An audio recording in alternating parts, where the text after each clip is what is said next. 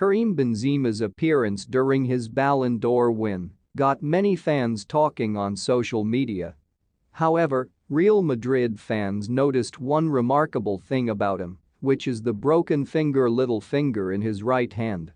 Benzema broke the finger in 2019 but opted against undergoing surgery as it would have ruled him out of action for a long time. Since then, the French forward has covered the finger with a white bandage, creating a trademark look for himself. Benzema has not had it surgically repaired yet, meaning the finger remains broken and disfigured. He can't even seem to get the finger to be straight, like his other fingers, and it remains at an awkward angle all the time.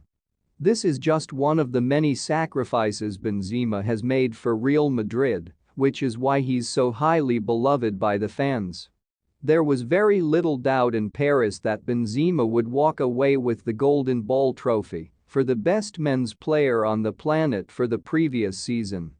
The 34-year-old forward scored the winning goals in the Champions League last 16 quarter-finals and semi-finals as Real Madrid were crowned European champions for the 13th time. Once Real had beaten Liverpool in the final in Paris, and with the award now done by season rather than calendar year, Thierry Henry called on Football France for him to be named the winner. That came to pass, with Sadio Mane in second and Kevin De Bruyne in third, and Benzema picked up the award from a very happy Zinedine Zidane.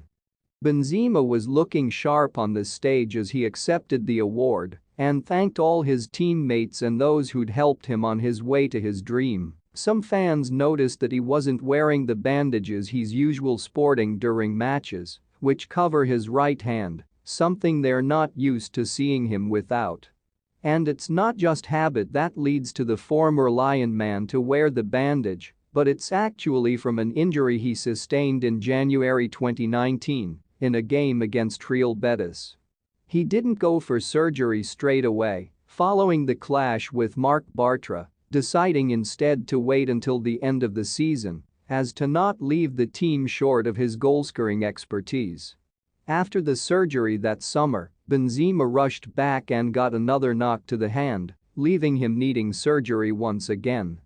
Another surgery would keep him out for months, and he has so far decided against doing it, with so little time to do so, especially now he's back in the France team.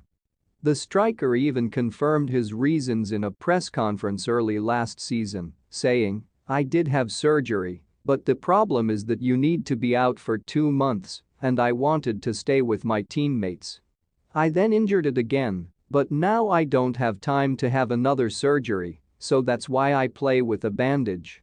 There has been somewhat of a lucky charm essence to the bandage as well, with the striker scoring 6 times in 4 games after he started wearing it. In the 3 years since first injuring himself, he's arguably been in the best form of his life, reaching its crescendo at the back end of last season and the Ballon d'Or which came after. Former Real Madrid stars José Antonio Camacho and Chendo also wore bandages during their time at the Bernabeu, but this has nothing to do with why Benzema does. If Benzema's superpowers into his 30s have come from wearing the bandage, then clearly it's got to be one of the best injuries in the history of football. Sadio Mane finished second in the 2022 Ballon d'Or, ranking behind only Karim Benzema in the 66th edition of the award. Mane enjoyed another prolific campaign with Liverpool throughout the 2021-22 season as they finished Premier League runners-up and Champions League finalists in what proved to be his last season at Anfield. The Senegal forward, who also lifted the Africa Cup of Nations at the beginning of the year, joined Bayern Munich in the summer after finishing up the 2021-22 campaign with 23 goals and 5 assists in all competitions. As well as placing second, Mane won the Socrates Award on the night in recognition for his outstanding humanitarian work away from the pitch. He has become synonymous with incredible charity work in his home country. Mane scored in both legs of Liverpool's Champions League semi-final clash with Villarreal to help them to the final, setting up a rematch of their 2018 final with Real Madrid. He also scored and assisted for Senegal in the AFCON semi-final against Burkina Faso, captaining his nation to victory at the tournament. In what was a tough season for Liverpool and Maine as they competed on four fronts for silverware, the 30-year-old finished particularly strong and proved his worth as a centre-forward as well as a winger, demonstrating his outstanding ability once again. Argentine manager Néstor Gorosito has hit out at the voting results that saw Lionel Messi left out of the top 50 in the 2022 Ballon d'Or. The award was taken by Karim Benzema, whose recent improvement has seen him become the figurehead of Real Madrid, add another Champions League trophy and La Liga medal to his list of honors, as well as being reintegrated into the French national setup. It's funny to think that Karim Benzema is just the second man not called Lionel Messi or Cristiano Ronaldo to win football's most prestigious individual award since 2008. Given the dominance those two had over the trophy for a decade and a half, it's easy to forget that the Ballon d'Or occasionally offers up an odd-mad result or two. No one batted an eyelid at this year's top 10 list, other than the fact that Nordic goal yeti Erling Haaland only just made the cut, but over the years some truly surprising names have managed to gate-crash it. Here, Daily Star Sport runs through 8 of the most forgettable.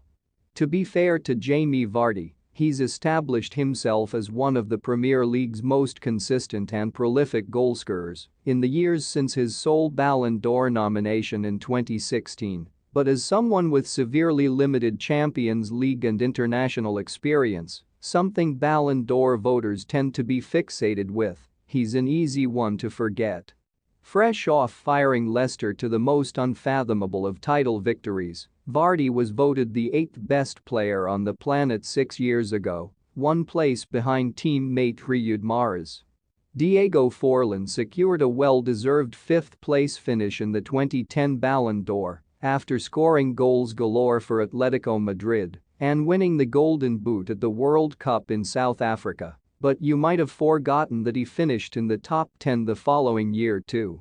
Despite netting just 4 goals in all competitions in 2011, the former Manchester United flop somehow finished 7th in the vote, ahead of the likes of Neymar, Iker Casillas and treble-winning Barcelona forward David Villa. Go figure. If there's one surefire way to garner votes at the Ballon d'Or, it's by lighting up an international tournament, and that's exactly what Andriy Arshavin did at Euro 2008. The Russian midfielder not only landed a 6th-place finish at the award that year, but also a career-defining move to Arsenal a few weeks later. Despite a strong first year or two in North London, Arshavin disappeared into insignificance shortly after, making his inclusion in the 2008 Ballon d'Or top 10 list feel peculiar looking back.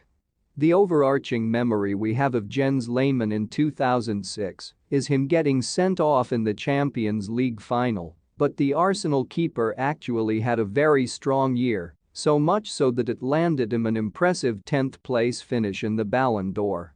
He was also voted UEFA Goalkeeper of the Year and selected in the World Cup team of the tournament too. Not bad for a 36-year-old. Like Arshavin, Theodoros Zagorakis had a memorable performance at the Euros to thank for his unlikely inclusion in the Ballon d'Or top 10. The Greece international, who captained his country to arguably the most unlikely international tournament victory of all time, was deemed the 5th best player on the planet in 2004, with only Ronaldinho, Thierry Henry, Deco and eventual winner Andriy Shevchenko placing higher. What a world. Here we go again. Turkey star Yildiray Bastürk finished 9th in the 2002 Ballon d'Or, thanks almost entirely to his nation's impressive showing at the World. Unlike 3 of his teammates, the midfielder didn't even make it into the team of the tournament, but that didn't stop him from pipping the likes of Michael Owen, Ronaldinho and Ruud van Nistelrooy to a top 10 Ballon d'Or spot. Younger fans will remember Yauri Jorka from his memorable 3-year spell in Sam Allardyce's cult hero Lotten Bolton squad of the early to mid-noughties, but the Frenchman was more than just a mid-table entertainer in the 90s. He finished ninth in the 1996 Ballon d'Or vote, a few months after being named in the Euro '96 team of the tournament and sealing a high-profile move to Inter Milan from PSG. Gianfranco Zola was one of those players who always felt a little underappreciated, especially in Italy, where a spot in the national team was often hard to come by.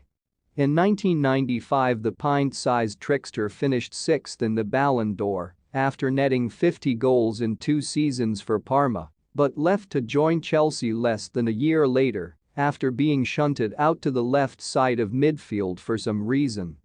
At least at Stamford Bridge, Zola got the credit, the respect and the adulation he thoroughly deserved. Thanks for watching this video and kindly subscribe, like and share.